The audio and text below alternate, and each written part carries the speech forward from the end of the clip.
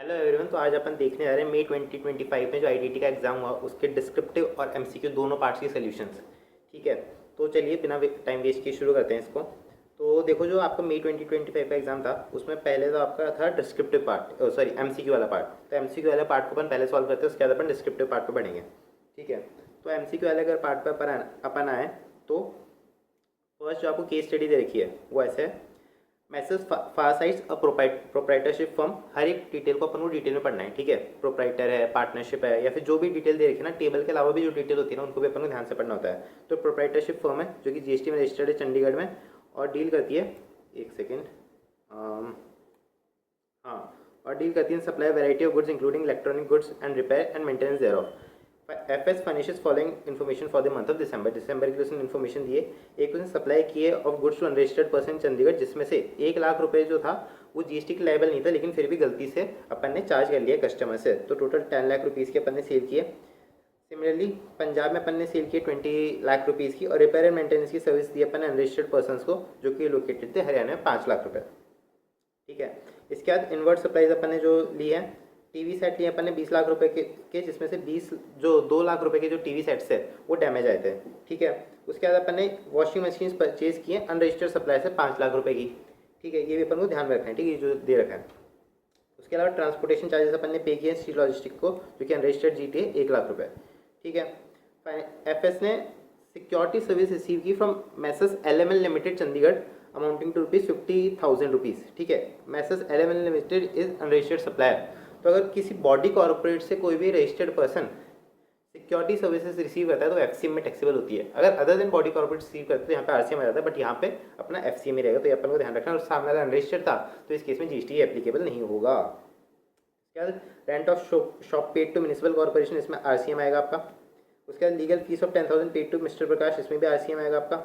उसके अलावा एफएस ने इशू किए वाउचर्स 2 लाख रुपए कस्टमर्स को which were eligible to be redeemed again identified goods. Identified goods के अगेंस्ट रिडीम हो सकते हैं। तो इसका जो टाइम ऑफ सप्लाई है ये कब आएगा, जिस दिन ये वाउचर्स इशू हो गए। ठीक है, also certain customers were issued vouchers worth ₹5 lakh and same can be redeemed again any supply of goods till March 2025। तो इनका टाइम ऑफ सप्लाई तभी आएगा जब ये रिडीम होंगे, क्योंकि अपन को पता ही नहीं है किस सप्लाई के अगेंस्ट में ये रिडीम होंगे।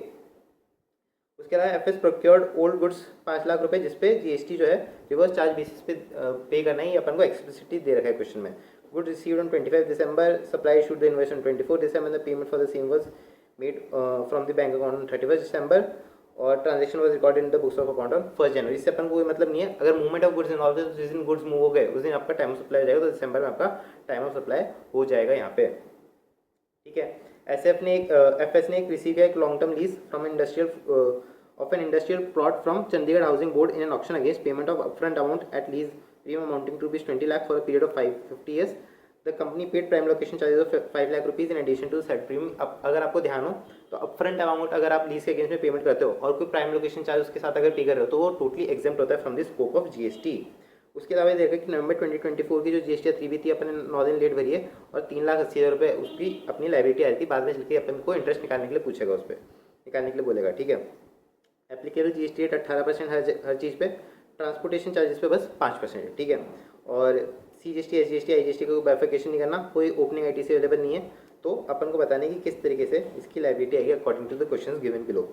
ठीक है, तो फर्स्ट क्वेश्चन क्या है, what is the timeline for issuance of show cause notice in respect of GST inadvertently charged and collected on the goods in December 2024 assuming messrs Foresight does not deposit the same with the government. देखो क्या होता है कि वैसे तो अगर अपन गलती से कोई मिस्टेक करते हैं तो 2 साल और 9 महीने उसकी टाइम लिमिट रहती है। ठीक है, आपका जीएसटी नोटिस को सर्व करने की। ठीक है, और फ्रॉडलेंटली करते हैं तो 4 साल 6 महीने अंडर सेक्शन 74।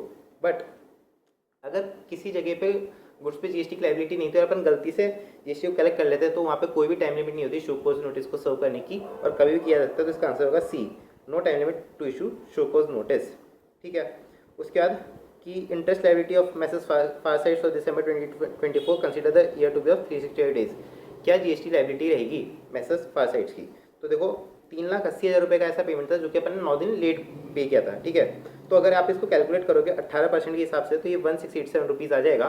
और क्वेश्चन में एक ट्विस्ट ये भी देखा है कि 1687 रुपीज़ 2 बार दे रखी लायबिलिटी। ठीक है, एक बार बोला है कि आप इसे आईटीसी से पे कर सकते हो और एक बार बोला है कि आईटीसी के थ्रू पे नहीं कर सकते। तो जो आईटीसी के थ्रू है अपन सिर्फ आउटपुट टैक्स लाइबिलिटी को पे कर सकते हैं, तो इसका ऑप्शन है डी, ठीक है। He can not utilise the input tax credit for the payment of interest. देखो ये जो अमाउंट है आएगा 1686.57 समथिंग आएगा, तो ये राउंड ऑफ करके 1687 हो जाएगा, ठीक है। तो इसका करेक्ट ऑप्शन होगा डी। इसके बाद अपन थर्ड क्वेश्चन पे आते हैं। There has been dispute between messrs Foresight and GST department as per the opinion of mister Foresight. देखो जीएसटी डिपार्टमेंट और मैसेज फारसाइट के बीच में डिस्प्यूट है। 4 स्टेटमेंट अपन को दे रखी है, अपन से पूछा कि इसमें से सही कौन सी है। Time of supply for all vouchers as mentioned above is the date of redemption. नहीं, जिन वाउचर्स के लिए जो आइडेंटिफाइड है आपकी सप्लाई, उसके लिए जो टाइम ऑफ सप्लाई है वो उसी दिन हो जाएगा जिस दिन वो इशू किए गए थे, ठीक है। और बाकी के लिए डेट ऑफ रिडम्पशन, ठीक है। The amount received as long term lease of an industrial plot from Chandigarh housing board against payment of upfront amount as lease premium prime location charges exempt. ये बिल्कुल सही है स्टेटमेंट, ठीक है। और ये वाली गलत थी। जीएसटी डिपार्टमेंट क्या बोलता है कि time of supply for vouchers amounting 2 lakh is December 2024, बिल्कुल सही है। Where is the time of supply for vouchers amounting 5 lakh rupees is date of redemption, बिल्कुल सही है ये स्टेटमेंट। उसके अलावा वैसे तो देखो अगर दो ऑप्शन दे रखे हैं तो इसका करेक्ट ऑप्शन जो आंसर रहेगा वो 2 और 3 वाला ए आंसर रहेगा। और एग्जाम में आपको इसी तरह देखना है, अगर आपके 2 सही निकल गए तो आप 4th पढ़ी क्यों हो, ठीक है। टाइम बचाना आपको, लेकिन फिर भी मैं पढ़ देता हूँ यहाँ पे। Amount received as long term lease of an industrial from CHB in auction against payment of upfront amount as lease premium is exempt but amount of prime location charges are taxable under reverse charge. ये बिल्कुल भी गलत statement है, तो इसका answer है A, ठीक है। Total value of inward supplies on which GST is payable by messrs Foresight under reverse charge on December 2024। Reverse charge में अपन को कितना अमाउंट ऑफ टैक्स पे करना है, तो इसके जो मैंने कैलकुलेशन पहले करके रखी है ताकि अपना टाइम वेस्ट नहीं हो बाद में। तो देखो अगर आप क्वेश्चन पे आओगे तो क्या क्या चीज़ रिवर्स चार्ज में पे करने के लिए थी, ठीक है। आउटवर्ड सप्लाईज को हटाई दो, ठीक है। इनवर्ट सप्लाईज में देखते हैं टीवी सेट परचेज की, यहाँ पे कोई आरसीएम नहीं है। वॉशिंग मशीन अनरजिस्टर्ड पर्सन से परचेज की, इसमें कोई आरसीएम नहीं है। ट्रांसपोर्टेशन चार्जेस अनरजिस्टर्ड डीटी को दिए तो यहाँ पे अपना आरसीएम आ जाएगा पहला। दूसरा ये तो सर्विस ही एग्जाम्प्ट है, मैंने आपको बताया था। रेंट अपन ने पे की म्यूनिसिपल कॉर्पोरेशन को चंडीगढ़ को, यहाँ पे भी आरसीएम आ जाएगा अपना। लीगल फीस 10,000 रुपये, इस पर भी आरसीएम आ जाएगा। उसके अलावा वाउचर्स पे आरसीएम नहीं है। और ये जो अपन ने गुड्स प्रोक्योर किए थे इस पर एक्सप्लिसिटली दे रखा है क्वेश्चन में कि आरसीएम है, तो ये अपना आरसीएम हो जाएगा, ठीक है। उसके अलावा एग्जाम सप्लाई थी, बाकी कुछ है नहीं। तो अगर आप इसको कैलकुलेट करोगे तो 1 लाख रुपये transportation charge, rent of shop 50,000 रुपये, फी टू एडवोकेट 10,000 रुपये और purchase of old and use goods 5 lakh रुपये, तो 6,60,000 रुपये की टैक्सेबल वैल्यू पे अपन को आरसीएम पे करना पड़ेगा। ये अपन को क्वेश्चन में पूछा है, तो इसका जो ऑप्शन ए जो है वो करेक्ट आंसर हो जाएगा, ठीक है।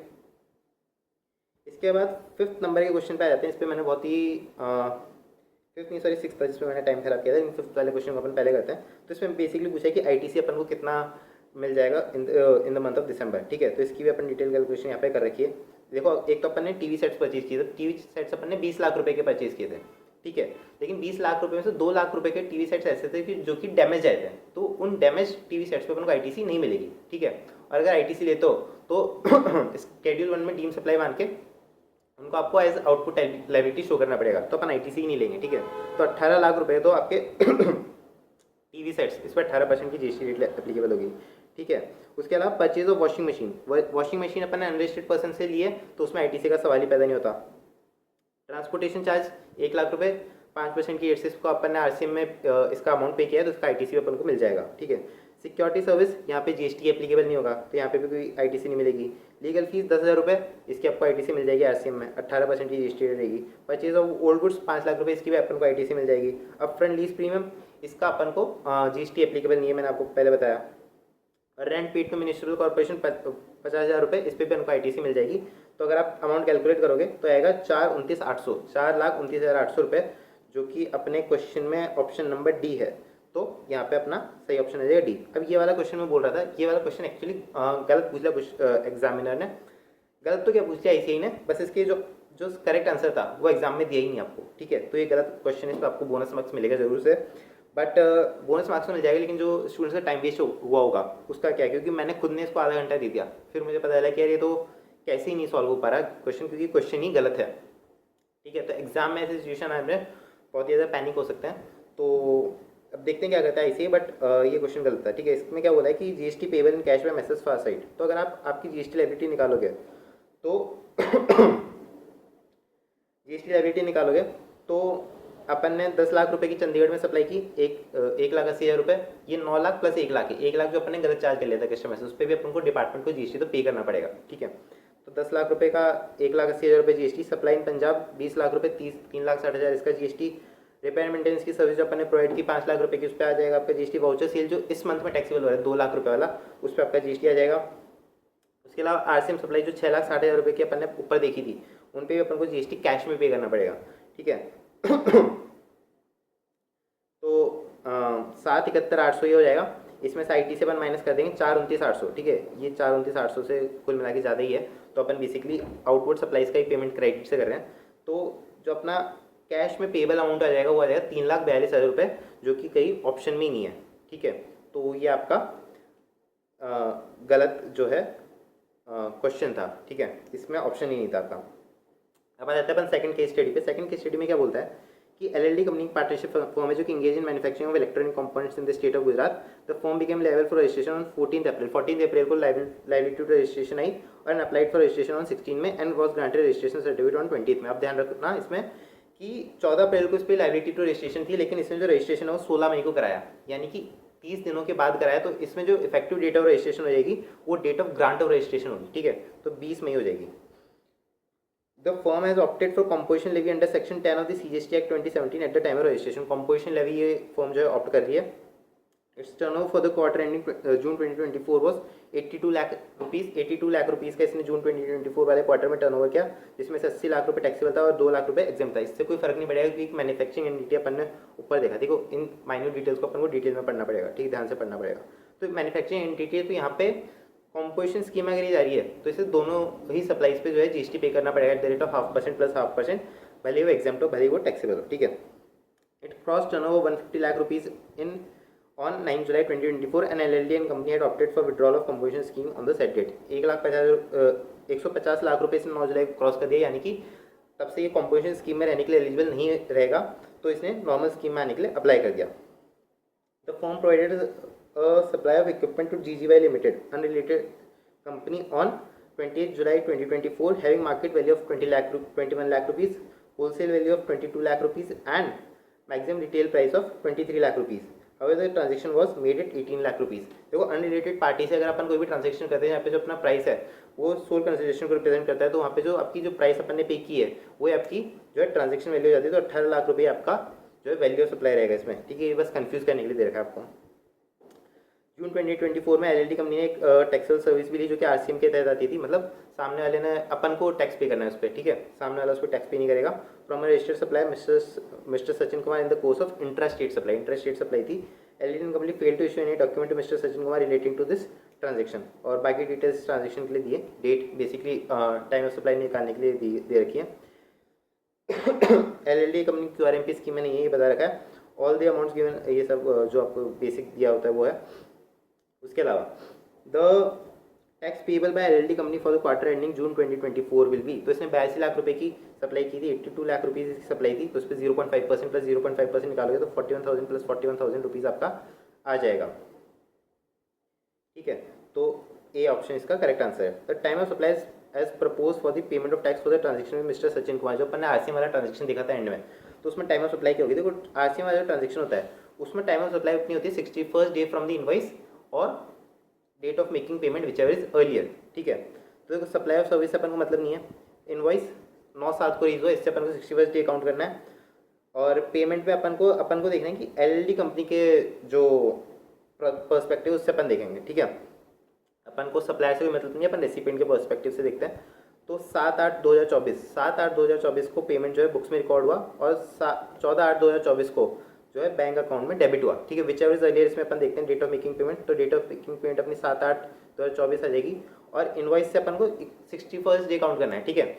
अब आप एग्जाम में 61st डे काउंट करने में बैठना, आपको नॉर्मली दिख रहा है यार कि 9/7/2024 और 7/8/2024, अगर 9/7/2024 में आप 61 डेज ऐड करोगे, यानी कि 2 महीने ऑलमोस्ट ऐड करोगे, तो 7/8/24 तो आगे जाएगा, और विच एवर इज अर्लियर देखना है, तो 7/8/24 ऑब्वियसली आपकी विच एवर इज अर्लियर वाली डेट है, तो यहाँ पे टाइम ऑफ सप्लाई आपको जाएगा ऑप्शन नंबर बी, 8 का ऑप्शन नंबर बी। इसके बाद बोला है which of the following document is mandatory to be issued by the LLD company in relation to transaction with mister Sachin Kumar. अगर आप क्वेश्चन को पढ़ोगे तो सचिन कुमार जो है रजिस्टर्ड पर्सन है, तो यहाँ पे टैक्स इनवॉइस LLD कंपनी को इशू नहीं करनी है, यहाँ पे मिस्टर सचिन कुमार जो है टैक्स इनवॉइस इशू करेगा, बट LLD कंपनी को फिर भी एक पेमेंट वाउचर इशू करना पड़ेगा सचिन कुमार को, ठीक है। तो इसका करेक्ट ऑप्शन है A. Effective date of registration messrs LLD company 20 में हो जाएगी। अपन ने क्वेश्चन पढ़ते हुए टाइम भी डिस्कस किया था, क्योंकि लाइबल टू रजिस्ट्रेशन 14 अप्रैल को हुआ, लेकिन इसने रजिस्ट्रेशन को अप्लाई किया 16 में को, यानी कि 30 दिनों के बाद। तो जिस दिन ग्रांट ऑफ रजिस्ट्रेशन होगा उसी दिन इसकी इफेक्टिव डेट ऑफ रजिस्ट्रेशन यानी कि 20 मई। ठीक है, तो यही अपन ने यहाँ पे देखा, तो 20 मई इसकी डेट ऑफ रजिस्ट्रेशन होगी। इसके बाद अपन आगे आते हैं, LD company need to furnish statement containing details of stock of inputs contained in semi finish goods और finish goods on the withdrawal of composition scheme by. देखो, जिस दिन आप कंपोजिशन स्कीम से विड्रॉ करते हो उसके 30 दिन के अंदर आपको ये स्टेटमेंट फर्निश कर देनी होती है।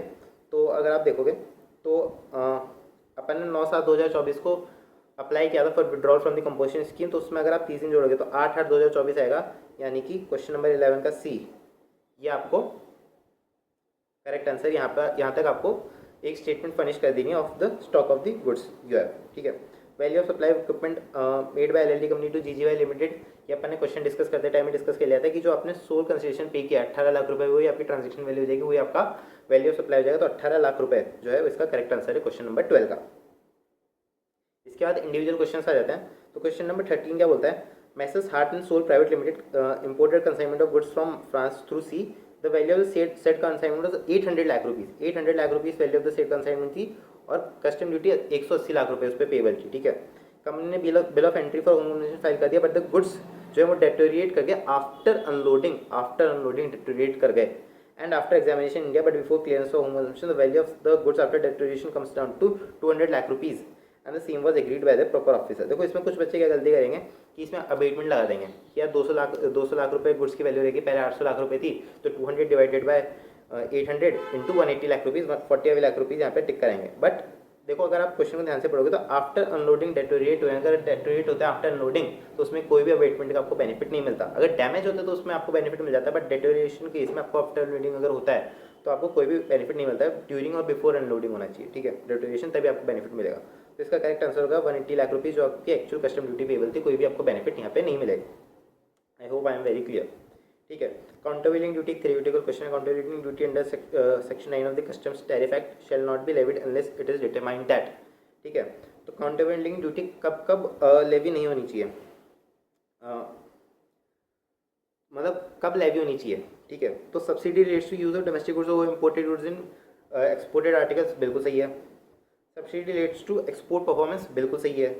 Subsidy is conferred to all person engage in the manufacture of articles whether to be exported और टू बी कंज्यूम्ड डोमेस्टिकली, ये एकदम गलत स्टेटमेंट है, यानी कि फर्स्ट और टू ऑप्शन नंबर 20 का करेक्ट आंसर ऑप्शन आपका हो जाएगा यहाँ पे।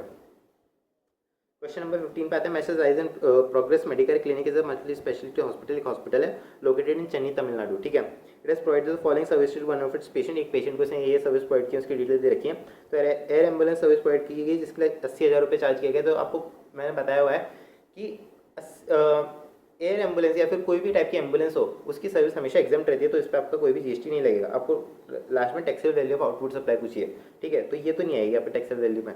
Service by the way of providing general ward room having room charges exceeding 7,500 rupees per day to the patient receiving health care services and total fee charge by the way of set services 1,72,500 rupees. देखो, वैसे तो अगर hospital में आप कोई भी room लेते हो ना तो एग्जाम्प्ट होता है। ठीक है, बट अगर बारिंग सीसीयू आईसीयू अगर कोई भी नॉर्मल रूम है और उसका जो रूम रेंट है वो 5,000 रुपये से ज़्यादा जा रहा है दिन में, तो उस पर जीएसटी एप्लीकेबल हो जाता है। तो इस पर 172,500 पे आपका जीएसटी एप्लीकेबल हो जाएगा। तो ये आपका करेक्ट ऑप्शन हो जाएगा, ऑप्शन नंबर ए। ठीक है, तो इसके साथ अपना एमसीक्यू वाला जो पोर्शन है वो कंप्लीट होता है। इसके बाद अपन आते हैं डिस्क्रिप्टिव पोर्शन पे। ठीक है, तो वैसे देखा जाए तो पूरा पेपर बहुत ही एवरेज था इस टाइम। ठीक है, बहुत ज़्यादा डिफिकल्ट नहीं था। ठीक है, अगर आप डिस्क्रिप्टिव पार्ट भी देखोगे तो उतना ज़्यादा डिफिकल्ट नहीं था। हाँ, कुछ जगहों पे एम्बिग्यूटी है, कुछ जगह पे कन्फ्यूजन रहने के चांसेस हैं, बट फिर भी ओवरऑल मैनेजेबल पेपर था। ठीक है, तो डिस्क्रिप्टिव पार्ट पे आते हैं। तो फर्स्ट क्वेश्चन आपको जो बड़ा वाला क्वेश्चन आता है वो आ गया। ये भी वैसे उतना ज़्यादा बड़ा नहीं था, मतलब नॉर्मल से क्वेश्चन मुझे लगा, मतलब अकॉर्डिंग टू द 14 मार्क्स जो इसका वेटेज है, तो एक नॉर्मल सा क्वेश्चन था। एक बार इसको अपन देख लेते हैं। ठीक है, मैसेज बीबीवी लिमिटेड नागपुर में रजिस्टर्ड है GST in the state of Maharashtra is engage in providing following services. तो क्या क्या सर्विसेज देती है, एक तो टैक्सेबल प्रोडक्ट डी की सप्लाई करती है, ये service of hiring of trucks करती है, service on which tax is payable under reverse charge, यानी कि ऐसी सर्विस देती है इस पर सामने वाला टैक्स पे करेगा, अपन को टैक्स पे करने की जरूरत नहीं है, और बाकी कुछ सप्लाई करती है। ठीक है, messrs BBV limited has provided the following details related to the outward supplies for the month of October 2024। Outward supplies की डिटेल देखिए। तो देखो, एक तो एक्सपोर्ट किया आपने अंडर IGST। ठीक है, प्रोडक्ट डी को एल के अंडर SEZ में सेल किया, यानी कि यहाँ पे कोई भी आउटपुट लाइबिलिटी नहीं आएगी। उसके अलावा एक्सपोर्ट किया प्रोडक्ट डी का LUT में, तो यहाँ पे भी कोई आउटपुट लाइबिलिटी नहीं आएगी। डोमेस्टिक आउटपुट सप्लाई किया है 46 लाख रुपए की, यहाँ पे आपकी आउटपुट टैक्स लाइबिलिटी आ जाएगी। डोमेस्टिक टर्नओवर जो कि रिवर्स चार्ज बेसिस पे टैक्सेबल है 8 लाख रुपए है, एग्जाम सप्लाई होगी एक तरीके से आपके लिए। सेल ऑफ सिक्योरिटी की है आपका जो ये सर्विस सप्लाई ऑफ गुड्स ही नहीं है, ठीक है। उसके अलावा output supply of hiring of trucks for transportation of goods to GT agency, तो ये भी एग्जाम्प्ट है आपका 7 लाख रुपए। सेल ऑफ लैंड किया है, अगेन आपका सप्लाई ही नहीं है, ठीक है। इंटरेस्ट रिसीव्ड किया है 2,51,000 रुपये, अगेन एग्जाम्प्ट है। तो अभी तक टैक्सेबल तो क्या क्या है, एक तो ये, ठीक है, और एक ये, मेरे ख्याल से अभी तक 2 ही चीज़ें टैक्सेबल आई हैं आपकी। उसके अलावा इनपुट की डिटेल देखिए, तो कॉमन इनपुट्स आपने लिए, इनपुट्स 20 लाख रुपए के और इनपुट सर्विस 8 लाख रुपए के, और कोई भी नॉन बिजनेस पर्पज के लिए यूज़ नहीं किया गया, ठीक है, नॉर्मल दे रखा है। और फ्रेड पे किया अपन ने अनरजिस्टर्ड GT को, यानी कि RCM आ जाएगा 75,000 रुपये, तो ये आपके आउटपुट टैक्स लाइबिलिटी में जुड़ जाएगा, ठीक है। तो कैलकुलेट अपन को करना है नेट मिनिमम GST लाइबिलिटी, और कुछ एक चीज़ें दे रखी है कि सारा अमाउंट एक्सक्लूसिव GST है, ठीक है, और गुड्स पे 12% की GST रेट है, सर्विस पे 18% की GST रेट है, GT वाली सर्विस पे 5% की GST रेट है, ठीक है। और रूल 86B में कोई भी कंपनी कवर नहीं होती, तो वहाँ पे अपन को ITC की जो रिस्ट्रिक्शन है वो नहीं देखनी है, ठीक है। और तो अब अपन इसका सोल्यूशन देख लेते हैं। देखो, जब आपको एग्जाम में सोल्यूशन करना है तो उसके साथ आपको एक्सप्लेनेशन देना हर एक पॉइंट का कि आपने कौन सा ट्रीटमेंट क्यों किया है। यहाँ पे मैंने हर एक पॉइंट के साथ एक्सप्लेनेशन नहीं दे रखा है, क्योंकि मैं आपको ऑलरेडी वर्बली समझा दूंगा, और उसका पॉइंट नहीं था, मैं उसको नोट डाउन करता है, ठीक है। बट एग्जाम में आपके मार्क्स कट जाएंगे अगर आपने जो सोल्यूशन है वो ऐसे नहीं लिखा है तो, ठीक है। तो आउटपुट सप्लाई देखिए, जैसे कि अपन ने देखा था सिर्फ 2 सप्लाईज टैक्सेबल थी, ठीक है, तो 12% की रेट से मैंने उस पर GST निकाल दिया यहाँ पे, तो ये 7,50,000 रुपये होगा, ठीक है। अगर आप निकालोगे तो भी ये आएगा, याद रखना, जो गुड्स अपन सप्लाई कर रहे हैं तो उस पर 12% की GST रेट थी। फ्रेट अपन ने अनलिस्टेड GT को पे किया, तो उस पर RCM के अकॉर्डिंग अपनी टैक्स लाइबिलिटी आ जाएगी 3,750 रुपये, 3,750 रुपये, ठीक है। तो 750 की अपनी टोटल टैक्स लाइबिलिटी आ जाएगी। अब अपन को ITC का बाइफर्केशन देखना है, तो देखो 3,750 रुपये ये अपन को स्पेसिफिकली दे रहेगा क्वेश्चन में कि ये सिर्फ टैक्सेबल सप्लाईज के लिए यूज़ किया गया है, ये सिर्फ टैक्सेबल सप्लाईज के लिए यूज़ किया गया है। देखो ये देखा है कि in relation to taxable supplies only, देखो आपको ध्यान से पढ़नी है हर एक लाइन क्वेश्चन में। तो इसकी तो अपन को फुल ITC मिल जाएगी, इसकी तो अपन को फुल ITC मिल जाएगी। बाकी बचा हुआ जो पोर्शन है उसको अपन को एलोकेट करना पड़ेगा between exempted supplies and non exempted supplies, ठीक है। तो अगर अपन उसको देखेंगे तो टोटल क्रेडिट तो अपने आ जाएगी 3,84,000 रुपये, 20 लाख रुपये इसके अपन को गुड्स दे रखे हैं और 8 लाख रुपये के अपन इनपुट सर्विसेज लिए हैं, तो 3,84,000 रुपये इसकी अपनी की कैलकुलेशन से आ जाएगी, ठीक है। अब इसके बाद एग्जाम सप्लाई से कितना रिलेटेड है और टैक्सेबल सप्लाई से कितना रिलेटेड है, उसके लिए अपन को देखना पड़ेगा एग्जाम सप्लाईज का टोटल कितना है और total turnover in the state कितना है, ठीक है। तो एग्जाम सप्लाईज का अगर आप टोटल देखोगे तो एक तो output supplies under RCM 8 lakh रुपये, ये आपकी एग्जाम सप्लाईज थी। सेल ऑफ सिक्योरिटीज आप 1% of the value of sale देते हैं, तो 42,000 रुपये आपकी ये आ जाएगी। Output supplies of truck hiring, ठीक है, ट्रक हायरिंग की जो आपने सर्विस GT को दी है एग्जाम थी, तो 7 लाख रुपये की वो थी। और sale of land according to stamp duty value अपन देखते हैं तो 1,40,00,000 रुपये का आ जाएगा, तो टोटल 1,55,42,000 रुपये की आपकी टोटल ऑफ एग्जाम सप्लाईज थी। बाकी total turnover in the state देख लेते हैं, तो अगर आप total turnover in the state का टोटल करोगे 2,40,43,43,000 रुपये, 2,40,43,000 रुपीज़ आ जाएगा आपका। और इसके अकॉर्डिंग आप इसको प्रोपोर्शनेट कर लोगे तो 2,48,227 की तो आपकी एग्जाम सप्लाईज हो जाएगी, और बैलेंसिंग वगैरह आप ले लोगे तो 1,35,773 ये अमाउंट आपका वो आ जाएगा। एक मिनट,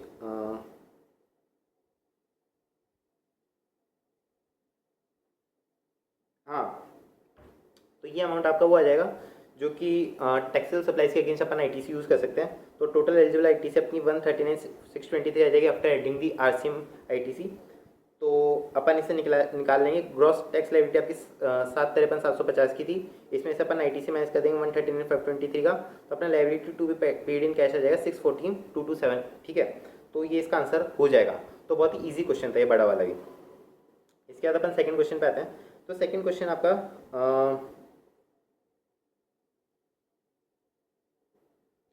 सेकंड क्वेश्चन आपका इंडिविजुअल पार्ट से रिलेटेड है। तो देखिए इसे ओपन पढ़ते हैं। मैसेज JLM सन्स एक पार्टनरशिप फॉर्म है जो कि registered under GST in the Bengaluru state in the state of Karnataka है, ठीक है। कर्नाटक में ये जीएसटी में रजिस्टर्ड है, it has provided the following information related to the October 2024। October 2024 के लिए फॉलोइंग इन्फॉर्मेशन अपन को दे रखी है।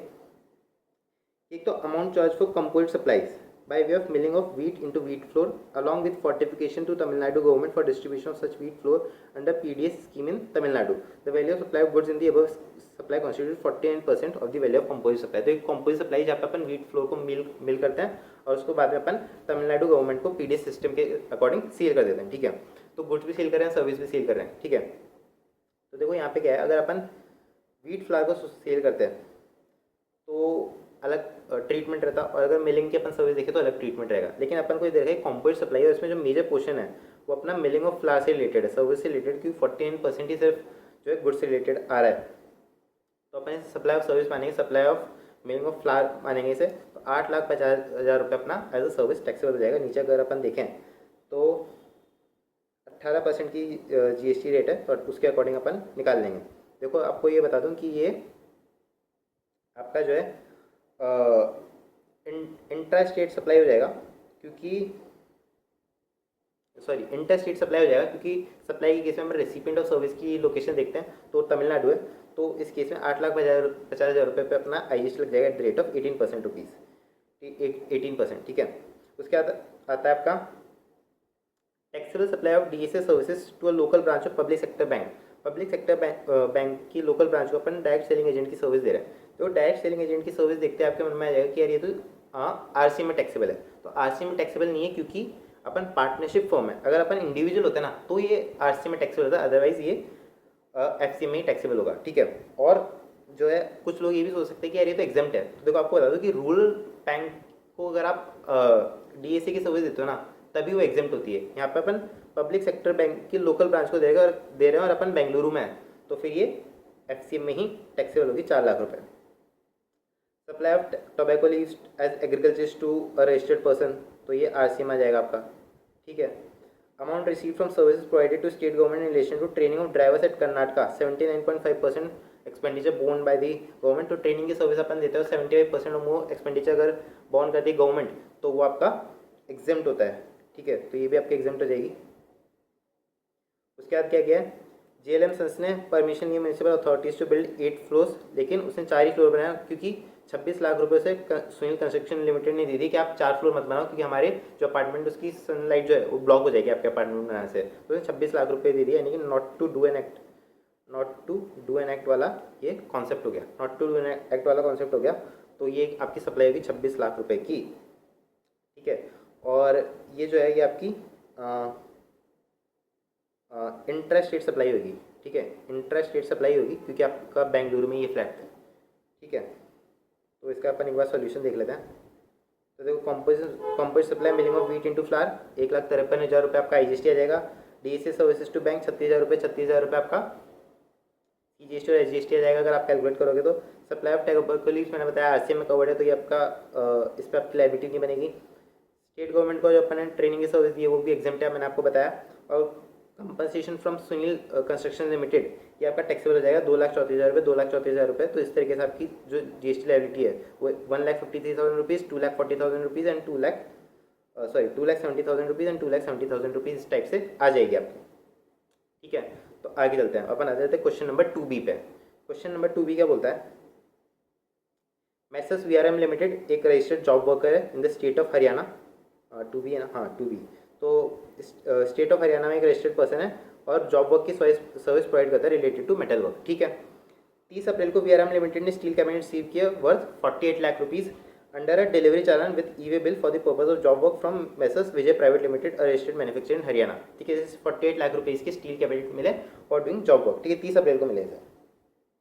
The scope of job work included mounting the steel cabinets on a steel frame and sending back the mounted cabinets to Vijay private limited. इसे steel cabinets को एक metal frame में लगाना है और वापस भेज देना है विजय प्राइवेट लिमिटेड को, ठीक है। Metal frames are to be supplied by the messrs VRM limited along with the services related to job work, ठीक है। मेटल फ्रेम भी खुद ही लगाएंगे।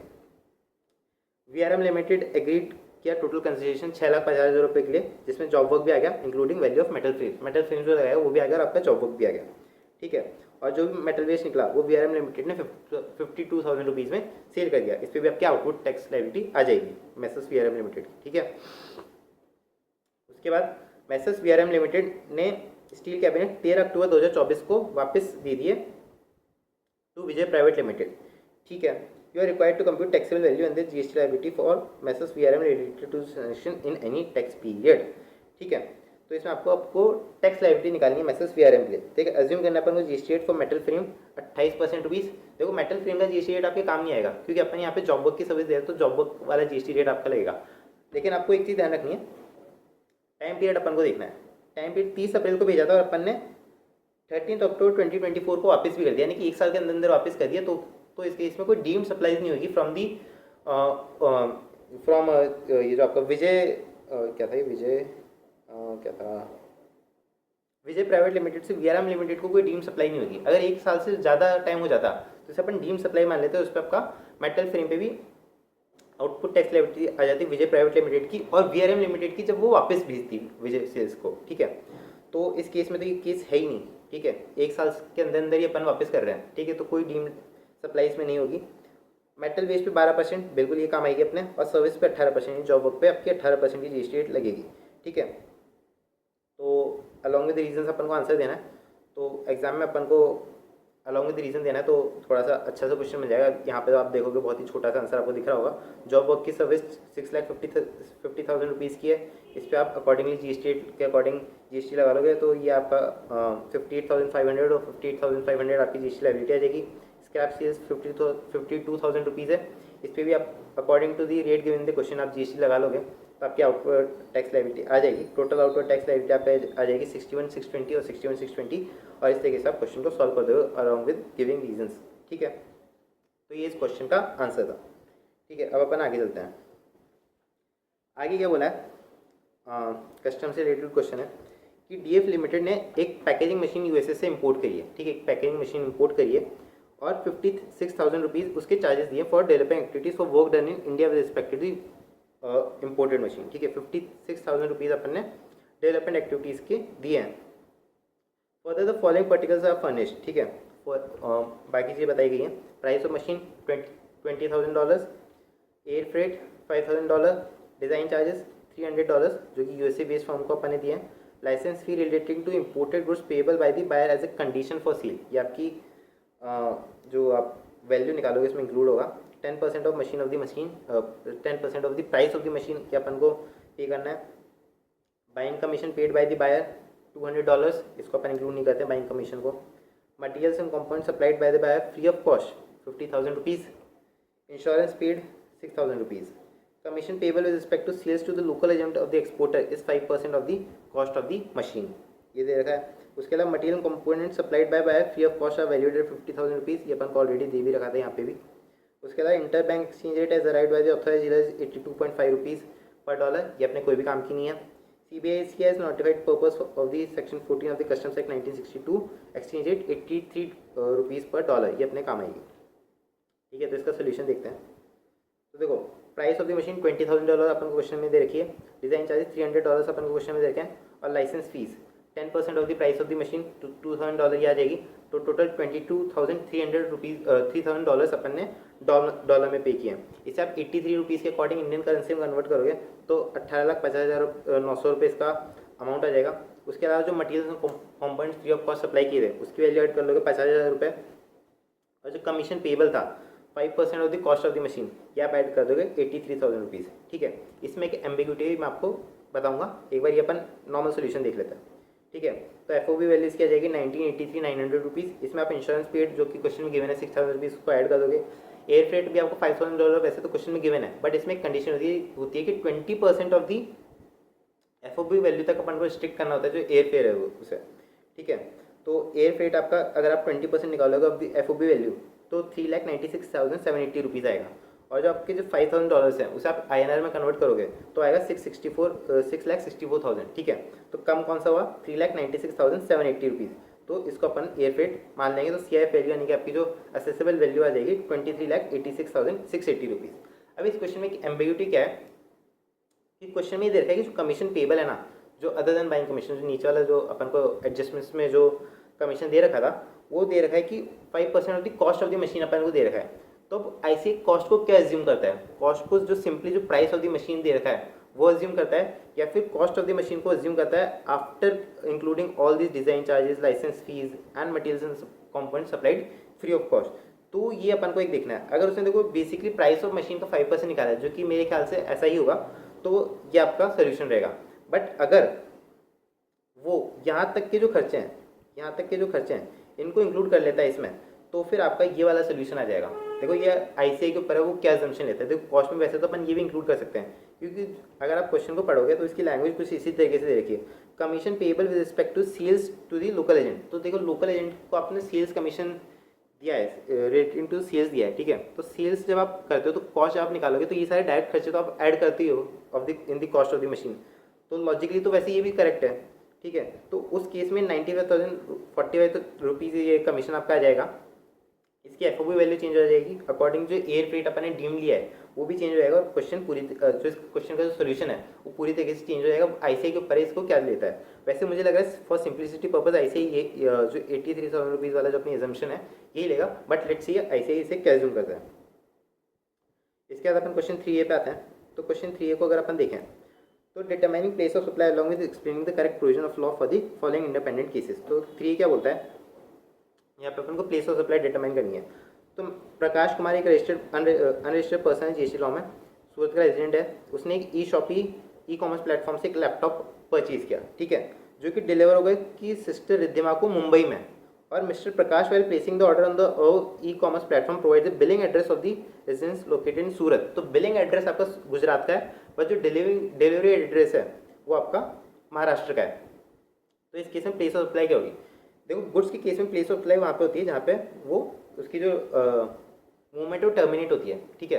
और अगर बिलिंग एड्रेस और डिलीवरी एड्रेस अलग अलग होता है, तो जो डिलीवरी एड्रेस होता है नहीं जो शिपिंग एड्रेस होता है उसी को अपन प्लेस ऑफ सप्लाई डिटरमाइन करने के लिए यूज़ में लेते हैं। तो इसकी जो प्लेस ऑफ सप्लाई है वो आ जाएगी आपकी मुंबई महाराष्ट्र में, ठीक है। मैसेज सेतु जीएनएफ सेंटर की प्रोप्राइटर है, situated in Lucknow and registered under GST law in the Uttar Pradesh. इसके क्लाइंट है मिसेस नेहा, जो कि दिल्ली में लोकेटेड है। उसको ये पर्सनल ग्रूमिंग की सर्विस प्रोवाइड करती है, फिटनेस सर्विस प्रोवाइड करती है, ठीक है, at a home in Delhi. Miss Ritu provided grooming and fitness services at clients home in Delhi. Delhi में उसने सर्विस दी है। तो देखो कोई भी इस टाइप की सर्विस होती है कि अपन पर्सनल ग्रूमिंग वगैरह की सर्विस देते हैं, तो जहाँ पे वो सर्विस परफॉर्म की गई होती है ना वही उसकी प्लेस ऑफ प्ले होती है। तो यहाँ पे दिल्ली में अगर प्लेस ऑफ जो सर्विस परफॉर्म की गई है तो पीओएस इसका दिल्ली ही होगा।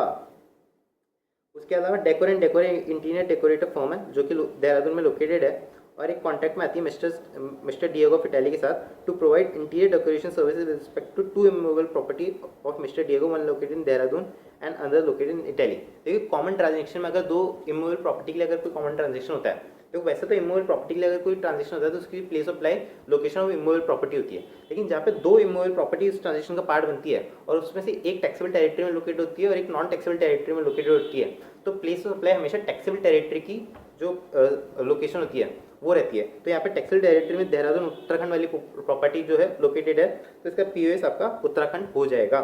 आई hope I am very clear at this point. क्या कहते हैं, SQR mill private limited Kolkata की एक फर्म है जो कि वेस्ट बंगाल में एक कॉन्ट्रैक्ट देती है। SQR private limited of Varanasi registered under GST law in Uttar Pradesh to supply machine which is required to be assembled printing plant of SQR mills located in Bhopal Madhya Pradesh. तो अगर असेंबली जहाँ पे होती है गुड्स की, अगर असेंबली होनी किसी गुड्स की या मशीन की, तो उस केस में उसकी प्लेस ऑफ प्लाई वही होती है जहाँ पे उसकी असेंबली होगी। तो इस केस में मध्य प्रदेश भोपाल में इसकी असेंबली होगी, तो मध्य प्रदेश इसकी प्लेस ऑफ प्लाई हो जाएगी। I hope I am very clear. So we are back, had a short drinks breaks meanwhile. Basically पानी पी के यहाँ बहुत गर्मी हो रही है यार। तो आगे चलते हैं। तो आगे अपन आते हैं क्वेश्चन नंबर 3 कर रहे थे शायद अपन, यस 3B पे आते हैं।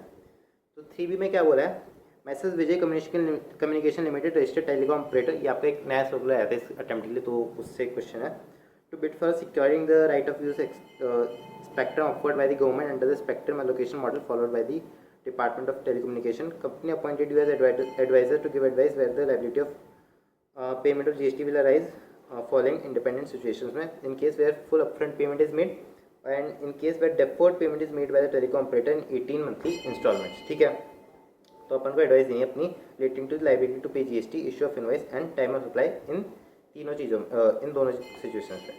ठीक है, तो यहाँ पे अपन आते हैं। तो लायबिलिटी टू पे जीएसटी अगर अपन देखें तो सारे केसेस में विजय कम्युनिकेशन लिमिटेड की रहेगी।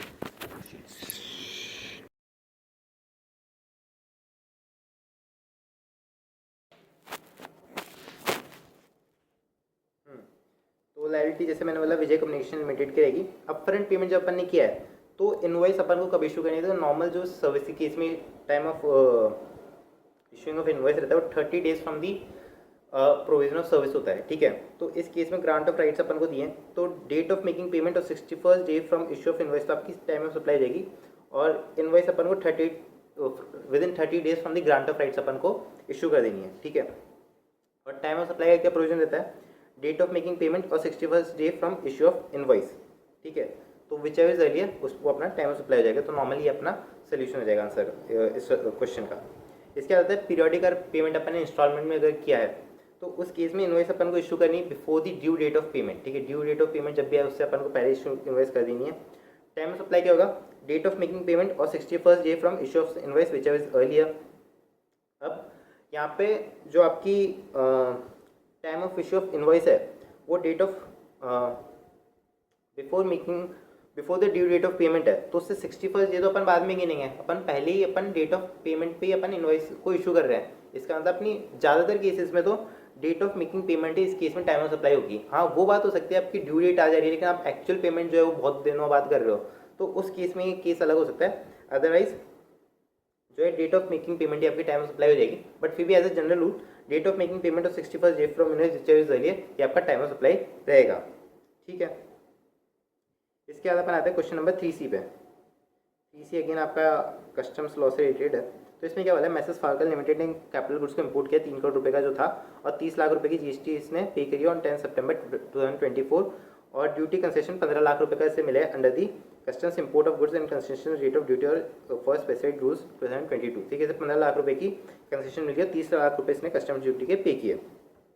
Imported capital goods started being use for the specific purpose as per the exemption notification from 3 January 2025, यानी कि इसका पुट टू यूज वाली डेट है, ठीक है। Messrs X limited cleared the above set imported capital goods after having been use for specific purpose on 15 April 2025। अगर किसी भी गुड्स पे आप कंसेशनल ड्यूटी पे करते हो, ठीक है, तो या तो आपको उससे जो स्पेसिफिक पर्पज है उसके लिए यूज़ करना पड़ेगा, और अगर नहीं करते हो तो या तो आप होम कंजम्पशन क्लियर कर रहे हो या फिर उसे री एक्सपोर्ट करते हो। अगर री एक्सपोर्ट करते हो तो आपको कोई भी ड्यूटी पे नहीं करना है, लेकिन अगर आप होम कंजम्पशन की क्लियर करा देते हो तो डिफरेंशियल अमाउंट ऑफ ड्यूटी जो है वो आपको पे करना पड़ेगा अकॉर्डिंग टू द फॉर्मूला जो कि आपको प्रोवाइडेड है, ठीक है। तो वही इस क्वेश्चन पूछा है, you are required to calculate the differential duty payable being the difference between the duty leviable on such goods on clearance of for which the exemption was availed at the time of importation and that already paid along with interest payable at the rate fixed by the notification. Differential duty has been paid on 30th April 2025. Step by step working should form part of your answer. Applicable rate of customs duty 15% है, already भी दिखेगी क्योंकि 3 करोड़ पर अगर अपनी 30 lakh rupees अपने actual पे किया, 15 लाख रुपीज़ एग्जामिशन दिया, यानी कि अपना 40 लाख रुपीज़ पेबल होना था एट द रेट ऑफ 15%, ठीक है। लेकिन अपन ने 30 लाख रुपीज़ ही पे किया और 15 लाख रुपीज़ की एग्जामिशन ले ली। तो इसका सोल्यूशन कैसे होगा, तो देखो कॉस्ट ऑफ कैपिटल गुड्स क्या थी 300 लाख रुपीज़। अब क्या बोलता है कि अपन को जो ड्यूटी डिफरेंशियल ड्यूटी पे करनी है, तो अपन ने जो ड्यूटी कंसेशन के बाद पे कर दी, और अपन जो ड्यूटी पे करते हैं अगर कंसेशन नहीं होता उसके बीच में डिफरेंस आता है वो अपन को पे करना है। तो आप बोले 40 लाख रुपीज़ तो अपन को तब पे करना था जब अपन को कंसेशन नहीं मिलता, और 30 लाख रुपीज़ अपन ने एक्चुअली पे किया, तो 15 लाख रुपीज़ अपन की ड्यूटी पेबल आ रही है। बट ऐसा नहीं है, पता इसमें क्या होता है कि जो आप गुड्स इम्पोर्ट करते हो ना उस पर आपको डेप्रिसिएशन का क्लेम भी मिलता है। आपका ये भी मानना है कि गुड्स डेप्रिशिएट हो गए होंगे जब तक आपने इसे स्पेसिफिक पर्पस के लिए यूज़ किया, ठीक है। और इसकी डेप्रिसिएशन की रेट्स अलग अलग रहती हैं। फर्स्ट जो ईयर रहता है उसमें 4% पर क्वार्टर इसकी डेप्रिसिएशन की रेट रहती है, तो आपको उसको भी हटाना पड़ेगा। और डेप्रिसिएशन कब से कब तक का लगेगा, पर क्वार्टर लगेगा from the date of put to use till the date of clearance for home consumption. कब आपने परचेज की उससे मतलब नहीं है, कब आपने स्पेसिफिक पर्पस के लिए यूज़ करना चालू किया उससे मतलब है, ठीक है।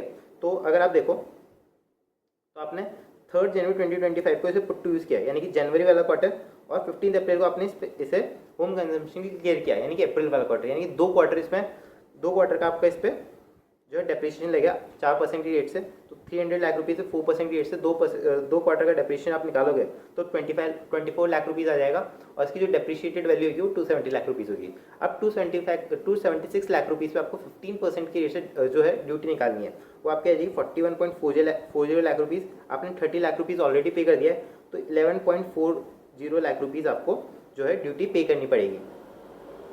इसके बाद अपन आ जाते हैं क्वेश्चन नंबर 4A पे। क्वेश्चन नंबर 4 है आपका TDS से रिलेटेड है, जो GST में TDS होता है उससे रिलेटेड है। तो ये क्या बोलता है कि मैसेज XYZ लिमिटेड जो कि स्टेट ऑफ महाराष्ट्र में रजिस्टर्ड है, उसने फॉलोइंग सप्लाईज की in the last week of October 2024। ठीक है, तो इंडिपेंडेंट सप्लाईज हैं सारी, और TDS अपन को देखना है TDS लगेगा कि नहीं लगेगा, और अगर लगता है तो अपन को अमाउंट ऑफ TDS भी बताना है। Value of supply exclusive GST है, और जो रेट है GST का 9% और 18% रुपीज़ है। ठीक है, तो provided taxable supplies worth 20,000 rupees and exempted supplies worth 40,000 rupees in an invoice to government of NCT of Delhi at New Delhi, where the contract supply is 5 lakh rupees, out of which 2,60,000 taxable supply including GST and 2,40,000 is for exempt supply। देखो इसमें क्या होता है, अपन को invoice value से अपन को मतलब नहीं होता, अपन को कॉन्ट्रैक्ट वैल्यू से मतलब होता है। अगर contract value of taxable supplies आपकी 2,50,000 रुपीज़ से एक्सीड कर रही है तो आपके TDS के प्रोविजंस एप्लीकेबल हो जाते हैं। ठीक है, तो इस पर्टिकुलर केस में आप देखोगे तो 5 लाख रुपीज़ का जो कॉन्ट्रैक्ट था उसमें से 2,60,000 रुपीज़ तो टैक्सेबल सप्लाई से रिलेटेड था और 2,40,000 रुपीज़ एग्जाम सप्लाई से रिलेटेड था, तो इसमें आपका TDS अप्लाई हो जाएगा। तो ऐसा नहीं है, एग्जाम में जल्दी जल्दी में कभी कभी ऐसा हो सकता है कि अपन ध्यान नहीं दे और इस पर अपन TDS अप्लाई करें। ये अपन को इंक्लूडिंग GST दे रखा है, इंक्लूडिंग GST देखा है, तो पहले अपन को इसे एक्सक्लूडिंग GST वाले अमाउंट में कन्वर्ट करना पड़ेगा, ग्रॉस अमाउंट में इसको अपन को कन्वर्ट करना पड़ेगा। उसके बाद अपन देखते हैं कि क्या ये 2.5 लाख रुपये से एक्सीड करेगा। तो वैसे तो 18% की GST रेट है, तो आप 2,16,000 का आप जो ग्रॉस अमाउंट है वो निकालोगे 118% से डिवाइड करके, तो ये 2,20,339 रुपीज़ आएगा, यानी कि 2,50,000 रुपीज़ से कम आएगा, तो इसमें जो आपका TDS एप्लीकेबल नहीं होगा। ठीक है, इसके बाद अपन आते हैं कि provided supply of taxable goods amounting to 20 lakh rupees to Mumbai office of national housing bank, a society establish by the government of India under the society registration act. तो इस केस में 20 लाख रुपीज़ है, यानी कि 2.5 लाख रुपये से ऊपर जो अमाउंट जा रहा है, तो इस केस में TDS एप्लीकेबल हो जाएगा। तो इस केस में 1%, यानी कि 1% और 1% की रेट रहती है, तो 20,000 रुपीज़ और 20,000 रुपीज़ की रेट से TDS एप्लीकेबल हो जाएगा। इसके बाद अपन थर्ड जो पॉइंट है उस पर आते हैं। Provided taxable services worth 5 lakh rupees to the government of Himachal Pradesh registered in Himachal Pradesh directly in relation to property located in Nagpur in the state of Maharashtra being manage by the government of Himachal Pradesh. जो TDS वाला provision रहता है ना, उसमें एक और एग्जेम्पशन रहती है। उसमें क्या बोलता है कि अगर सप्लायर की जो लोकेशन है और जो प्लेस ऑफ अप्लाई है वो एक ही लोकेशन है, पर जो रेसिपिएंट की जो प्लेस लोकेशन है वो डिफरेंट है, देन TDS अप्लाई नहीं होगा। TDS अप्लाई नहीं होगा क्योंकि रेसिपिएंट उस पर इनपुट नहीं ले पाता। ठीक है, तो इसमें देखो अगर अपन सप्लायर की लोकेशन देखें तो अपन कहाँ पे रजिस्टर्ड है, अपन महाराष्ट्र में रजिस्टर्ड है। प्लेस ऑफ सप्लाई कहाँ है, in relation to immovable property अपन ने जो सर्विस दी है, तो इस केस में जहाँ पे इमूवेबल प्रॉपर्टी सिचुएटेड होती है वही उसकी प्लेस ऑफ अप्लाई होती है।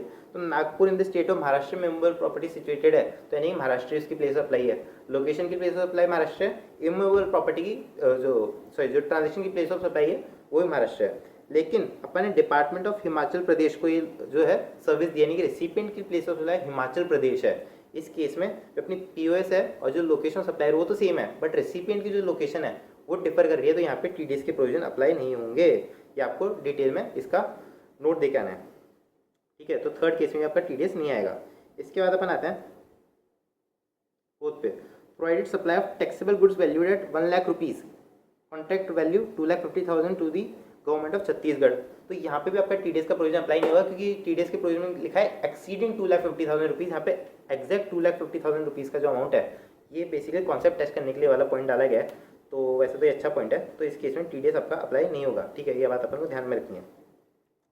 Provide supply of taxable iron scrap valued at 3 lakh rupees to GGS private limited non government private company and registered under GST in Mumbai. देखो अगर अपन मेटल स्क्रैप दे रहे हैं किसी अगर रजिस्टर्ड पर्सन को, तो उस पर भी TDS अप्लाई होता है। और 3 लाख रुपीज़ क्योंकि यहाँ पे इसकी वैल्यू है, तो यहाँ पे आपका जो TDS एप्लीकेबल हो जाएगा 1% प्लस 1% की रेट से।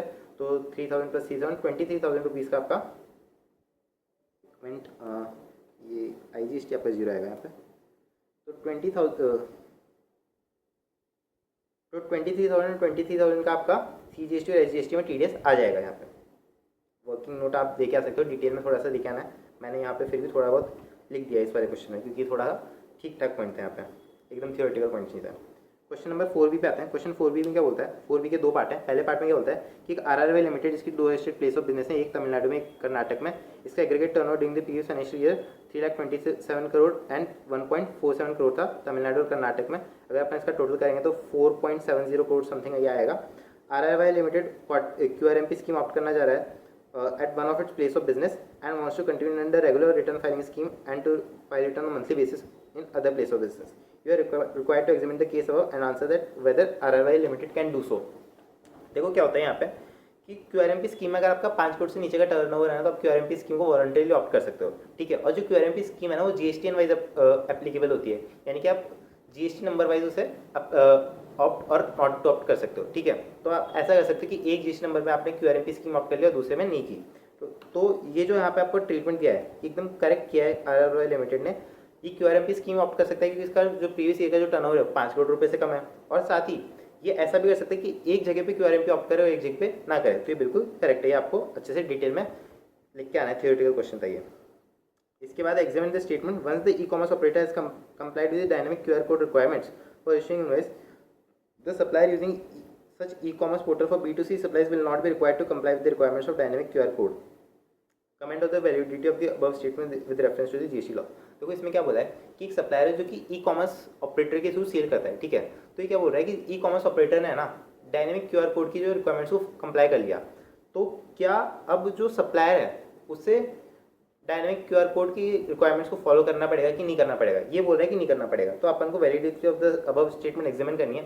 देखो वैसे तो ये जो स्टेटमेंट है गलत है, क्योंकि है ना डायनेमिक QR कोड के केस में सिंपली लिखा है अगर आपका 500 करोड़ रुपए से ऊपर टर्नओवर जाता है और आप B2C सप्लाईज कर रहे हो तो आपको डायनेमिक QR कोड आपको फॉलो करना पड़ेगा, ठीक है।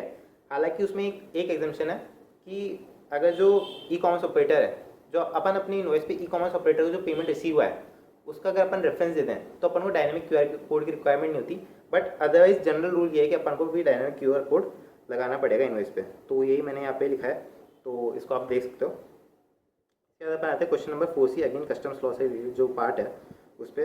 तो Sarah a person of foreign origin has come to India on tour on travel visa, एक टूरिस्ट आई है of foreign origin, she carries with the following parts as a part of package 140 sticks of cigarette of ₹120 each, 16,800 रुपये, travel souvenir 75,000 rupees, other articles 1,25,500 rupees, fire arms with 110 cartridges including value includes the value of cartridges at 510 rupees per cartridge, 1,10,000 रुपये, ठीक है। Determine with short explanation where required custom duty payable on concessional baggage if the effective rate of custom duty on baggage is 38.5% inclusive of social welfare surcharge ignore any other tax as applicable. तो इसमें क्या बोला है कि अपन को customs duty बतानी है कितनी एप्लीकेबल होगी। तो देखो इसमें क्या होता है कि अपन को जनरल फ्री अलाउंस है उसको हटाने के बाद कस्टम्स ड्यूटी कितनी एप्लीकेबल होगी ये अपन को बतानी है। तो सिगरेट जो है ना आपकी जनरल फ्री अलाउंस में सिर्फ 106 तक अलाउड है, तो 106 की अपन को वैल्यू लेनी है, तो 100 × 120 अपन वो लेंगे। ट्रैवल सोवेनियर अपना पूरी तरीके से एग्जाम्प्ट होता है, ठीक है, तो इसकी वैल्यू अपन को नहीं लेनी है। अदर आर्टिकल्स 125-500 रुपीज़ इसकी वैल्यू ले लेंगे। फायर आर्म्स जो है वो GFA में कवर्ड नहीं होता, यहाँ पे 100% कस्टम ड्यूटी एप्लीकेबल होती है। कार्ट्रिजेस अप टू 50 अलाउड होती है, तो 50 कार्ट्रिजेस की वैल्यू ले लेंगे, 50 × 510, ठीक है। तो इससे अपनी जनरल फ्री अलाउंस के लिए कितनी वैल्यू अलाउेबल वो आ जाएगी, उसमें से 15,000 रुपये का अपन को मैक्सिमम जनरल फ्री अलाउंस से मिलता है अगर अपन फॉरेन रेजिडेंस के पर्सन है, तो फॉरेन रेजिडेंट के पर्सन है तो 15,000 रुपये माइनस कर देंगे तो अपना जो 38.5% की रेट से जो कस्टम ड्यूटी पेबल है वो आ जाएगी। बाकी जो भी आइटम्स हैं उन सब पे 100% कस्टम ड्यूटी लगेगी, यानी 40 स्टिक्स ऑफ सिगरेट यानी 100 से ज़्यादा जो थी, उसके अलावा फायर आर्म और जो 60 कार्ट्रिजेस जो हैं उन पे 100% की जो है GST रेट एप्लीकेबल होगी। तो ये वही मैंने यहाँ पे किया है। सिगरेट्स 100 स्टिक की वैल्यू निकालनी है मैंने, ट्रैवल सोवेनियर ये टैक्सेबल ही नहीं आपका, अदर आर्टिकल्स 125-500 जैसे क्वेश्चन में गिवन दे रखे हैं, और कार्ट्रिजेस अप टू 50 × 510 25,500 रुपये की वैल्यू आएगी। तो baggage can be accommodated in GFA 1,63,000 रुपये का अपन GFA में अकोमोडेट कर सकते हैं बैगेज को। 15,000 रुपये की अपन को एग्जामिशन अलाउंस मिल जाएगा, और duty eight the rate of 38.5% निकालेंगे तो 56,980 आपकी ड्यूटी आ जाएगी, और बाकी बची जो चीज़ें उस पर 100% कस्टम ड्यूटी जो एप्लीकेबल हो जाएगी, आपको नोट में देके आना है, ठीक है। तो बेसिक आंसर तो वैसे यही है 56,980। इसके बाद क्वेश्चन नंबर 5A पे आता है। क्वेश्चन नंबर 5A क्या बोलता है कि मिस्टर एक्स रजिस्टर्ड पर्सन ने GST issued invoice without actual supply of goods for taxable value amounting to 20 crore rupees, fake invoices ने इशू किए हैं। Central GST authority issued a show cause notice under section 74 by demanding following things, ठीक है। वैसे तो section 74 में से notice issue नहीं हो सकता क्योंकि इसने कोई एक्चुअल सप्लाई नहीं की है, ठीक है। इस पर सेक्शन 122 की पेनल्टीज लगेंगी। CGST और SGST 3.6 करोड़ रुपीज़ इस पर बन रहा था, और penalty 100% of tax due 3.6 crore rupees, interest at the rate of 18% per annum. You are required to answer the following can the amount of tax भी डिमांडेड इन सच केस, इस case में tax demand नहीं कर सकती government, क्योंकि इस case में कोई एक्चुअल सप्लाई थी ही नहीं, ठीक है, तो नो इसका आंसर आ जाएगा, ठीक है। Is it A cognizable offence? Cognizable offence नहीं है कि 5 करोड़ रुपये से इसकी जो टैक्स अमाउंट इन्वॉल्व है वो कम है, ठीक है, तो कॉग्निजेबल ऑफेंस भी नहीं है। Quantum of punishment if mister X has been convicted, तो 2 करोड़ से 5 करोड़ वाली जो रेंज होती है ये उसमें आ रहा है, और उस केस में 6 मंथ्स टू 3 ईयर्स तक की आपको जेल हो सकती है, प्लस फाइन आपको देना पड़ेगा, तो ये इसकी पनिशमेंट हो जाएगी। Amount of penalty leviable on mistakes x if any, तो पेनल्टी देखो क्या होती है, 20,000 रुपीज़, 20,000 रुपीज़, और actual amount of tax involve होती है, तो यहाँ पे थिक्स विच इज है, तो 3.6 करोड़ का टैक्स इन्वॉल्व है, तो 3.6 करोड़ की आपको पेनल्टी लग जाएगी। Amount of penalty leviable on the person who aids और अबेट्स द अबव ऑफेंस, तो उस पर भी अमाउंट ऑफ टैक्स इन्वॉल्व की पेनल्टी लगती है, तो 3.6 करोड़ की उस पर भी पेनल्टी लग जाएगी। तो एक मिनट, ये मैंने यहाँ पे दे रखा है, तो tax can be demanded as non legal tax liability exist, not a cognizable offence as the tax amount involve is less than 5 crore rupees, 6 months to 3 years की जेल प्लस फाइन इस पे एप्लीकेबल होगा। Amount of tax involve 20,000 rupees which is higher की जो penalty वो लगती है, तो 3.6 करोड़ की पेनल्टी लग जाएगी। और फिफ्थ केस में जिस पर्सन जो इससे बेनिफिट हो रहा है उसको भी 3.6 करोड़ की पेनल्टी देनी पड़ जाएगी। इसके बाद अपन क्वेश्चन नंबर 5B पे आते हैं। 5B क्या बोलता है, messrs Karim and associate supply was issued show cause notice under section 74 by adjudicating authority in the final order dated 38/2024। Messrs Karim associates the additional commissioner of central tax confirm the tax demand of 60 lakh rupees. 60 lakh rupees की tax demand जो है निकाली है एक person पे। तो इसमें क्या है कि demand on account of penalty of equal amount and interest amounting to 16 lakh rupees was also confirm, ये भी आपको दे रखा है क्वेश्चन में। However, the revisional authority, using the powers under Section 108 of the CGST Act on its own motion, called for the records and found that the order passed by the A is erroneous insofar as it is prejudicial to the interest of the revenue and enhances the tax amount of 70 lakh rupees. Penalty of equal amount and interest of 20 lakh rupees by the order dated 15/11/2024। तो revisional authority ने जो order है इसको review किया और बोला कि जो पेनल्टी है वो 70 लाख रुपये, जो आपकी डिमांड है वो 70 लाख रुपीज़ की बनेगी, ना कि 60 लाख रुपीज़ की। उसमें जो अमाउंट ऑफ पेनल्टी जो इंटरेस्ट है उसको भी रिवाइज किया, ठीक है। तो यहाँ तक ये क्वेश्चन है। सप्लायर जो उसने 20 लाख रुपए की जो टैक्स डिमांड है उसको एडमिट कर लिया, इंटरेस्ट 5 लाख रुपए का एडमिट कर दिया, पेनल्टी भी 20 लाख रुपए की उसने एडमिट कर दी। बाकी बोला बाकी मुझे नहीं देना पड़ेगा, बाकी वो बोलता है कि मेरे लिए सिर्फ ये 20 लाख रुपए की टैक्स डिमांड है, और डिपॉजिट कर दिया and deposit the admitted tax interest and penalty on 30/11/2024 को उसने ये अमाउंट डिपॉजिट कर दिया। For the balance amount the supplier decided to file an appeal and appointed chartered accountant for this purpose. The appeal was filed with the necessary pre-deposit of the amount and the same was decided in the favor of Messrs Karim Associate। 28/2/2025 को उसके favour में decision आ गया और refund 14/3/2025 को मिल गया। ठीक है। Considering the above facts, you are required to answer the following. The appellate authority to which the Messrs Karim and Associate would be required to file the appeal against the order of regional authority। तो regional authority अगर अपने against कोई order pass करती है तो उसके against अपन appeal कर सकते हैं under GST 80। GST appellate tribunal में अपन को उसकी अगेंस्ट अपील फाइल कर सकते हैं अपन। तो इसका आंसर वो है the amount of pre deposit required to be deposit along with the above appeal. तो GST 80 फर्स्ट का आंसर। अगर अपन GST 80 में अपील करते हैं तो 100% of the amount of tax penalty interest जो अपन एडमिट कर लिया, एक तो वो अपन को डिपॉजिट करना पड़ेगा, plus 20% of the tax amount and dispute अपन को डिपॉजिट करना पड़ेगा। तो 20 लाख रुपीज़, 5 लाख रुपीज़ और 20 लाख रुपीज़ तो उसने एडमिट ही कर लिया था, 45 लाख रुपीज़ तो अपन को डिपॉजिट करना ही है। साथ में 20% of the amount in dispute. Amount in dispute क्या होगा, tax amount in dispute 50 lakh rupees, क्योंकि 70 लाख रुपीज़ की डिमांड थी, 20 लाख रुपीज़ अपन ने एडमिट कर लिया, तो 70 लाख रुपीज़ का अपन का अमाउंट इन डिस्प्यूट आ गया, उसको 20% निकालोगे 10 लाख रुपीज़ हो जाएगा। तो 55 लाख रुपीज़ की अपन को जो है डिपॉजिट करनी पड़ेगी, pre deposit. Compute the amount of interest payable on refund of such pre deposit under section 115 of the CGST act. तो इसमें रिफंड पे अपन को 9% की रेट से इंटरेस्ट मिलता है। तो 10 लाख रुपए का अपना जो ऐसा अमाउंट था जो अपन को रिफंड मिलेगा, और 91 डेज इसका आ रहा है अगर अपन काउंट करेंगे from the date of making deposit with grant of refund. तो 91 divided by 365 into 9% into 10 lakh rupees, तो अपन करेंगे 22,438 रुपीज़ इसका आपका इंटरेस्ट का रिफंड आ जाएगा। इसके बाद फोर्थ पार्ट में क्या बोला है कि amount of pre deposit required assuming if the appeal is to be filed against the orders of A with the original demand and after considering the same amount of payment of admitted demand deposit on 30/11/2024। ये बोल रहा है pre deposit अपन को कितनी करनी पड़ेगी, revisional authority का matter ही नहीं जाता। अगर अपन ये मान लेते कि A जो है उसके अगेंस्ट अपन अपील कर रहे होते हैं, ठीक है, तो वही 10% of the amount in dispute अगर अपन, क्योंकि अगर अपन A के अगेंस्ट अपील करेंगे तो 10% of the amount in dispute आएगा और 100% of the tax interest and penalty admitted, तो 40 lakh rupees as it is आ जाएंगे। और अमाउंट इन डिस्प्यूट इस केस में 40 लाख रुपीज़ हो जाएगा, क्योंकि आपका जो है 60 लाख रुपीज़ ए ने डिमांड निकाली थी और अपन 20 लाख एडमिट कर रहे हैं, तो 40 लाख रुपीज़ अमाउंट डिस्प्यूट हो जाएगा, उस पर 10% निकालेंगे 4 लाख रुपीज़, तो 49 लाख रुपीज़ की अपनी जो है प्री डिपॉजिट का अमाउंट यहाँ पे बन जाएगा। इसके बाद अपन क्वेश्चन नंबर 5C पे जाते हैं।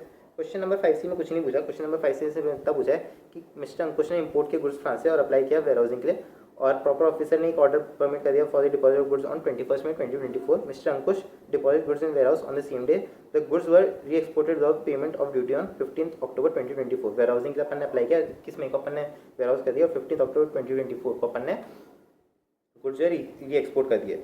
कस्टम डिपार्टमेंट 15% की रेट से इंटरेस्ट लगाना चाह रहा है on deferred goods the remain in warehouse beyond a period of 90 days from the date of which the order was permitting the deposit of goods in warehouse under section 61 was made with reference to the customs act 1962 reference case law. Discuss whether any interest is payable mister Ankush in such case. बिल्कुल interest payable है। अगर आप customs के warehouse में कोई भी goods रखते हो, अगर 90 दिन से ज़्यादा रख रहे हो, तो उस पर 15% पर एनम की रेट से इंटरेस्ट एप्लीकेबल हो जाता है from the expiry of 90 days till the payment of interest is made. ठीक है, तो यही आपको क्वेश्चन में आंसर देना है। Interest the rate of 15% per annum is applicable from 19 August 2024। जो आप 90 डेज अगर काउंट करोगे, अगर आप 90 डेज काउंट करोगे 21 मई से, जिस दिन अपन ने ऑर्डर फॉर वेयरहाउसिंग पास हुआ, तो उससे अगर 90 डेज अगर आप काउंट करोगे तो 19 August 2024 आ जाएगा। तो 19 August 2024 से जिस दिन अपन पेमेंट ऑफ ड्यूटी कर रहे हैं वहाँ तक का अपन को इंटरेस्ट पे करना पड़ेगा। तो पेमेंट ऑफ ड्यूटी का अपन को डेट नहीं देगी तो इंटरेस्ट ऑब्वियसली अपन कैलकुलेट नहीं कर पाएंगे। तो अपन को बेसिकली एक लैंग्वेज में इसका आंसर फ्रेम करके लिखना है, तो डिटेल में आप इसकी लैंग्वेज लिख देना, तो ये इसका आंसर हो जाएगा। इसके बाद क्वेश्चन नंबर 6 पे आते हैं। क्वेश्चन नंबर 6 बेसिकली आपका थियोरेटिकल क्वेश्चन होता है। क्वेश्चन नंबर 6 भी बहुत ही ईजी था और बहुत ही डायरेक्ट क्वेश्चन पूछे थे। State the power and procedure of authority for advance billing. पहले तो authority for advance billing reference to section 105 और 106 ऑफ द एक्ट। तो पावर ऑफ द AAR और AAR पूछिए, तो पावर में कुछ नहीं लिखना, आपको ये बताना है कि AAR और AAR को अपन को सिविल कोर्ट की पावर दे रखी है, जो GST एक्ट है उसने। और कोई भी अगर प्रोसीडिंग वगैरह चलाते हैं तो जैसे आपकी सिविल कोर्ट की प्रोसीडिंग चलती है वैसे ही ये चलेंगी और उनके ऑर्डर भी उसी तरीके से एप्लीकेबल होंगे। प्रोसीजर कुछ नहीं है, प्रोसीजर वही होता है कि आपको एप्लीकेशन देना है, 5,000 रुपये डिपॉजिट करना है, उसके अलावा फिर वो जो डॉक्यूमेंट्स हैं वो ऑफिसर को भेजेगी, फिर उसके बाद वो एक्सेप्ट या रिजेक्ट करेंगे, आपको स्पीकिंग ऑर्डर देंगे अगर रिजेक्ट करते हैं तो। उसके बाद अगर एक्सेप्ट कर लेते हैं आपके जो एप्लीकेशन उसको, तो 90 डेज़ के अंदर रूलिंग को प्रोनाउंस करना है। अगर एक से ज़्यादा ऑफिसर्स अगर रूलिंग से खुश नहीं है तो फिर रूलिंग जो है AAR के पास जाएगी। सेम जो ये प्रोसीजर है वो आपको यहाँ पे मेंशन करके आना है। Right, note on assessment of non file of return under section 62 of the CGST act 2017। तो बैच जजमेंट असेसमेंट के बारे में ये बोल रहा है। तो बैच जजमेंट असेसमेंट का अपन को एक शॉर्ट नोट देना है। शॉर्ट नोट में अपन बेसिकली कुछ नहीं बोलेंगे, अपन ये लिखाएंगे कि अगर कोई फाइल नहीं करता रिटर्न तो जो असेसिंग ऑफिसर है, जो प्रॉपर ऑफिसर है, वो अपनी बैच जजमेंट के अकॉर्डिंग उसकी असेसमेंट कर देता है। और प्रोसीजर क्या होता है, देखो अगर आप फाइल नहीं करते हो, अगर आप रजिस्टर्ड पर्सन हो तो आपको पहले तो मैसेज सर्कुलेट होते हैं कि आपको अपने टाइम पर रिटर्न फाइल करनी है। अगर आप फिर भी फाइल नहीं करते रिटर्न तो within the expiry of 5 days from the due date आपको मैसेज और ईमेल्स आ जाते हैं कि आपको 15 दिन के अंदर आपकी रिटर्न फाइल कर देनी है। अगर 15 दिन के अंदर आप फाइल कर देते हो रिटर्न तो वेल एंड गुड। अदरवाइज जो प्रॉपर ऑफिसर है वो बैच जजमेंट असेसमेंट आपकी मेक कर सकता है on the basis of GST 1 file, GST 2B के डेटा, ई-वे पोर्टल के डेटा से और बाकी किसी डेटा से, या फिर इंस्पेक्शन वगैरह कर सकता है। ठीक है, उस तरीके से कर सकता है। और अगर आप 60 दिन के अंदर वैलिड रिटर्न फाइल कर देते हो from the date of assessment तो जो बैच असेसमेंट है वो विड्रॉ हो जाएगी और जो आपकी एक्चुअल रिटर्न है वो वैलिड मान ली जाएगी। तो इस तरीके से आपको नोट देके आना है। उसके बाद लिखा है under what circumstances special audit under section 66 of the CGST act 2017 में भी डायरेक्टेड। तो किस किस सर्कमस्टेंस में आप स्पेशल ऑडिट करवा सकते हो। तो जो भी आपका पर्सन जो नॉर्मल ऑडिट कर रहा है, ठीक है, not below the rank of assistant commissioner, वो डिटरमाइन करता है due to the nature and the complexity of the transaction, जो वैल्यू ऑफ सप्लाई वगैरह है जो, या फिर क्लासिफिकेशन गुड्स जो प्रॉपर नहीं है तो आप स्पेशल ऑडिट करवा सकते हो। This special audit provision applicable in the accounts of the registered person have already been audited under any other provision of the GST act, बिल्कुल एप्लीकेबल होगी। तो इस तरीके से आपको आंसर दिखाना है। With reference to the customs law state the mandatory documents required for any two of four each. Export के केस में bill of lading, bill of export की इस टाइप से आप लिख सकते हो। इंपोर्ट ऑफ गुड्स के केस में बिल ऑफ लेडिंग, या फिर आपका इंपोर्ट के डॉक्यूमेंट्स जो होते हैं वो आप लिख के आ सकते हो। Direct question basically theory question है, आप कर सकते हो। ठीक है, तो इसका मैंने आंसर यहाँ पे लिखा नहीं है। तो ये बेसिक आपका सोल्यूशन था for both for the theoretical part and descriptive part. I hope कि आप लोगों को समझ में आए होंगे। और तो चलिए यहाँ पे ख़त्म करते हैं वीडियो को, लंबा नहीं खींचते हैं। थैंक्स।